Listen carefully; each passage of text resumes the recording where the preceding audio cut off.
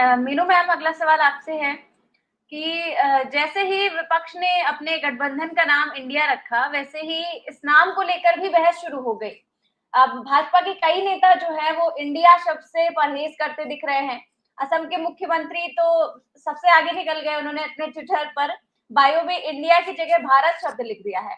आप इसे किस तरह से देखती हैं? ये क्या भाजपा नेताओं की बौखलाहट है या फिर इंडिया नाम का इतना असर हो चुका है? मैम आप म्यूट है। देखिए निधि, सबसे पहली बात तो है कि मोदी जी आज उस पल को कोस रहे होंगे कि मैंने 2014 में आते ही सारे नाम बदल डाले हिंदुस्तान के, लेकिन मैंने इस भारत का नाम इंडिया जो था वो इंडिया को आउट क्यों नहीं कर दिया। वो बहुत कोस रहे होंगे कि ये आइडिया मेरे दिमाग में क्यों नहीं आया। मुझे ये कर देना चाहिए था कि आज के बाद ये इसका नाम इंडिया नहीं है, ये भारत है, भारतवर्ष है, ये आर्यवर्त है, जो भी उनको कहना था, अखंड भारत है, अखंड भारत भी कह सकते थे। तो वो अब कोस रहे होंगे। अब उसका इलाज वो हो सकता है कि संविधान संशोधन करके निकाल ले कि हो, अभी तो टाइम है उनके पास, सरकार बची हुई है उनकी। ये पता चला कि इंडिया जो बार बार अभी सभी डिबेट्स में बार बार आ रहा है कि भाई India, we the people of India, that is Bharat. तो वो चीज वो सोचेंगे, वो उसको मिटा सकते हैं, क्योंकि ये जी का जंजाल बन गया है मोदी जी के। और इसको मोदी जी को बहुत शौक है एक्रोनिम बनाने का। एक्रोनिम को हिंदी में मतलब शॉर्ट फॉर्म, मतलब संक्षिप्त शब्द बनाने का, जो बनाते रहते हैं मोदी जी।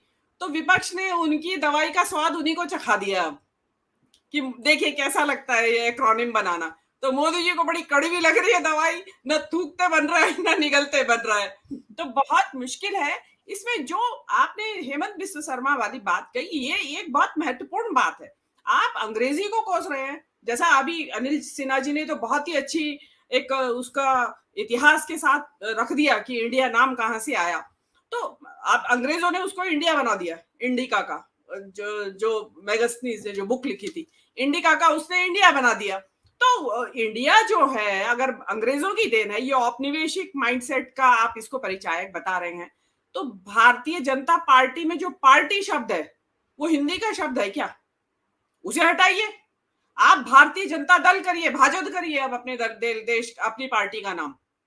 पार्टी इंग्लिश का वर्ड है प्योरली, जिससे आप जाने जाते हैं। आप किस मुंह से बात कर रहे हैं? आप संसद बनाते हैं, जो पूरा इलाका बनाते हैं वो इंडिया गेट का, उसको सेंट्रल विस्टा नाम देते हैं। आपको वहां हिंदी नाम नहीं मिला था। आप और तो और अटल जी के जमाने में शाइनिंग इंडिया हुआ था, शाइनिंग इंडिया था वो भी। तब तो मोदी जी चुप रहे, तब तो मोदी जी तो मुख्यमंत्री थे, आवाज उठाते। तीसरी बात, मोदी जी ने जो किताब लिखी बच्चों के लिए, एग्जाम वॉरियर, मतलब उसका भी हिंदी शब्द नहीं सूझा उनको। तो क्या बात कर रहे हैं, कहाँ भाषा पे ले आए? देखिए हम एक कॉलोनी रहे हैं अंग्रेजों की, इसको आप डिनाई नहीं कर सकते किसी भी तरीके से। और जितने भी कॉलोनी रहे हैं कंट्रीज, जो भी उपनिवेश रहे हैं, फ्रांस के या अमेरिका, ये ब्रिटेन के, वहां अभी भी उनकी भाषाओं का प्रभाव है। जो फ्रांस के उपनिवेश रहे वहां फ्रांस की भाषा, फ्रेंच भाषा बोली जाती है वहां आज भी, ऑफिशियल कामों में भी इस्तेमाल हो रही है आज भी। और जो ब्रिटेन के उपनिवेश है वहां अंग्रेजी भाषा का इस्तेमाल होता रहा। एक और बात मैं कहना चाहती हूँ, जिस अंग्रेजी भाषा को आप कोस रहे हो आज, उस अंग्रेजी भाषा से ही आपके यहाँ सॉफ्टवेयर इंजीनियर्स पैदा हुए, जिनकी वजह से इंडिया आज एक सॉफ्ट पावर कहलाता है। आईआईएम्स है, वहां कौन सी भाषा में एजुकेशन दी जाती है? वहां इसी भाषा में दी जाती है। और आज भारत में अंग्रेजी भाषा को समझने वाली, बोलने वाली, लिखने वाली एक बहुत बड़ी आबादी है, जो इस देश की एसेट है। हिंदुस्तानी क्यों विदेशों में जाके इतनी जल्दी एडजस्ट हो जाते हैं? उसमें अंग्रेजी भाषा का भी बहुत अच्छा योगदान है, क्योंकि उनको घर से ही ये भाषा पढ़ने का ये मिला होता है कि भाई हम ये भाषा बोलेंगे। तो भाषा को तो इधर रख दीजिए आप। ये मोदी जी अगर और ये बीजेपी का आईटी सेल और बीजेपी के नेता अगर इस चीज को करते रहेंगे, तो अपने बच्चों को बुला लो विदेशों में जो पढ़ रहे हैं, अमेरिका और इंग्लैंड की यूनिवर्सिटीज में अंग्रेजी में पढ़ रहे हैं, वो वहां उनको हिंदी सिखाइए, यहाँ पढ़ाइए हिंदी माध्यम से, संस्कृत पढ़ाइए उनको। तो ये एक बेकार की बकवास है। इनफैक्ट तो जो देखिए, ये एक शुरुआत है, अभी तो बच्चे का नामकरण हुआ है।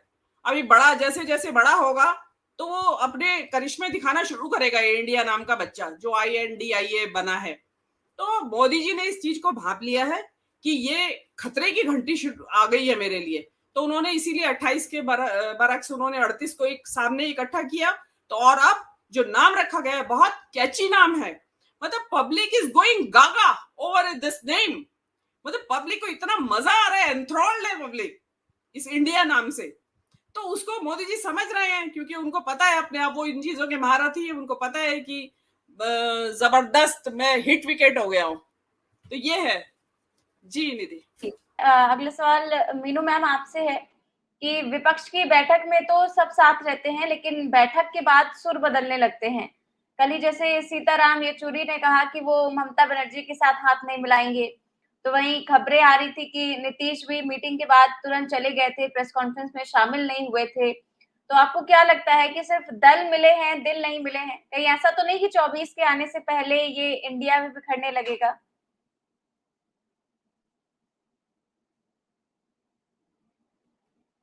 कोई भी नहीं कर सकता है इसकी भविष्यवाणी अभी।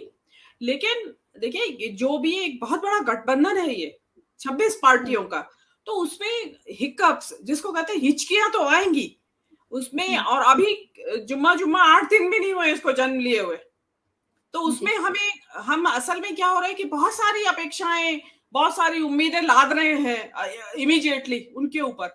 इसीलिए यही सारे डिफरेंसेस है, इन्हीं को स्मूदन करने के लिए, इन्हीं को आयरन आउट करने के लिए, मतलब इनको खत्म करने के लिए इन डिफरेंसेस को ही इस अलायंस का गठन किया गया है। और ये डेलिब्रेशन से होगा। अभी आप ये देखिए कि बात दूल्हे की हो रही है जैसे, तो देखिए बगैर दूल्हा भी, अभी दूल्हा जिसको कहते हैं, मैं तो ऑर्गेनाइजर कहूंगी, दूल्हे की जरूरत तो जब पड़ेगी जब सरकार बनने की तैयारी होगी 2024 में कि कौन बनेगा इनमें से। अभी दूल्हे की जरूरत नहीं है, अभी तो चलते रहिए, चले चलो है अभी तो ये जो स्मूथ सेलिंग हो रही है, आप देखिए कि इसमें 17 से 26 तो नंबर हो गया, जबकि कोई तथाकथित तौर पे दूल्हा नहीं है उनकी भाषा में, और उसका नाम भी हो गया अलायंस का। तो बहुत सारे जो महत्वपूर्ण कदम थे वो तो हो चुके हैं इसमें।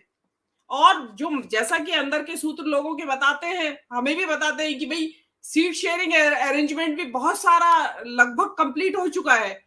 हो सकता है वो महाराष्ट्र में उसकी घोषणा हो जाए कि भाई क्या क्या सीट शेयरिंग का क्या इन्होंने मसौदा निकाला है और किस तरीके से कैसे बंटवारा होगा उसका।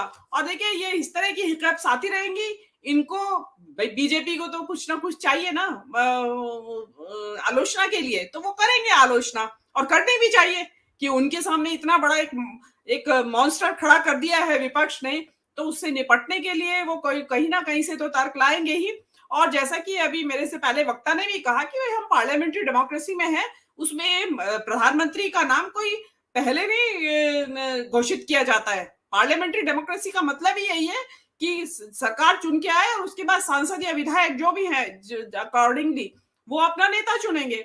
ये तो दुल्हा जो पहले घोषित कर दिया जाता है अध्यक्ष की कौन बनेगा प्रधानमंत्री, ये तो राष्ट्रपति जो प्रणाली होती है, अध्यक्षीय शासन प्रणाली होती है जो अमेरिका में है, उसमें होता है कि वहां पे इलेक्शन की शुरुआत ही व्यक्ति के नाम से होती है, कि जो व्यक्ति, जैसे अमेरिका में होता है कि राउंड्स होते हैं कई, और उनमें से उन्हीं की पार्टी के आपस में, दोनों पार्टी हैं उनमें आपस में ही इलेक्शन होता है, उसमें जो जीत जाता है वो दोनों पार्टी का अलग अलग व्यक्ति इलेक्शन लड़ता है।